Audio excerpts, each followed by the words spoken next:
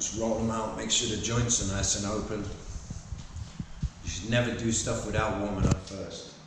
Stretch back. See, try and bring this all the way to the top. Stretch the whole muscle in the whole shoulder joint. Just get it working nice and fast. Get the blood flowing. Make sure all the joints are open. And then we just want to pop this one. Now see here, I'm going to take a hold of my elbow, pull down, and now I'm going to push back a little with my head. So I'm getting a bit more stretch out of this piece here. Same on the other side.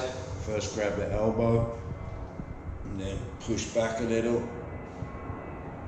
If you can't get a hold of your elbow, because maybe you're not flexible enough, then just take a hold of your wrist and try to pull it across a little. See? And then it's going to get more flexible in this piece of the shoulder. Okay, this is where you need that flexibility. And eventually, you can bring that all the way like here. You see?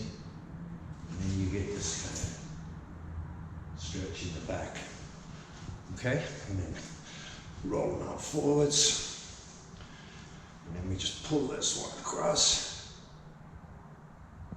And then pull this one across. And then the shoulders and the arms should be warm. Okay, now we need to get the legs ready, so we need to just open the hip joints a little. Now, you might not be flexible, so normally speaking, we would just train this straight away with a kick, like up there, but maybe that's too much for you, so we're just going to roll out the knee. You see, turn out the knee, turn out the knee. So what we're doing is we're opening up the hip joint, making sure the ligaments and the joints know that they're going to do some work. Now, especially if you're sitting down behind a computer all day or something like that, you really need to do this before you start doing any kind of hard training. Now, if you're not flexible at all, then just do this with the knees. If you're more flexible, you can just kick it straight out. So then just try to make a big circle with your leg, like this. So you hit one hand, then hit the other hand. See, like that. Nice and relaxed from the hip joint. If you're not that flexible, just do it lower. Just try to circle over. What you can also do is just have something on the floor, like a chair or something.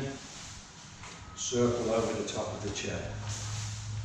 Just make sure everything is open and loose. Now we just need to do the back a little, especially the lower back. If you sit a lot, this is going to get pretty tight. So what we do is a three-way exercise. First, we're going to stretch down. Now for me, it's very easy to stretch down here, put my hands down like this. Maybe some of you guys are not that flexible, so then just grab a hold of your shin or your ankle and stretch down. And then try to sit, just sit straight like this. Now this is really important for the lower back. In Asia, where I grew up, everybody sits like this. So they wait for the bus like this, they play cards like this, they eat their food like this, have a conversation about politics like this. But in the West, a lot of people can't do this. So this is about the calf muscles and the Achilles tendon. So then we go up and bend the back.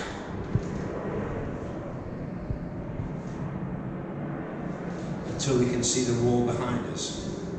Now obviously, some of you won't be able to do that. So then just look at the ceiling.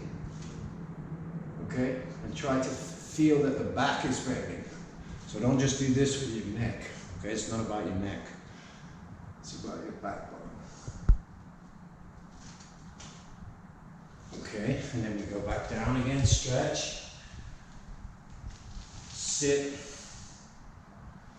and bend. And get your fingers down, that's already good. That's already pretty flexible. Keep your legs straight. You want to stretch the muscles in the back and the ligaments in the back. So the hamstring, the famous hamstring, that's in the back of the leg. And if you rip a hamstring, you're going to be out of action for about 6 months. So take it easy, okay? Don't go too far. Feel what you can manage. Even if you can only get to your knees in the beginning, that's a good beginning. And then same with the sitting. If you can't get all the way down, just go a little way. If you can't get all the way over, just go as far as you can. Now every time you do it, you're going to improve. So don't look for too much improvement. Maybe look for 1 centimeter improvement each time you do it.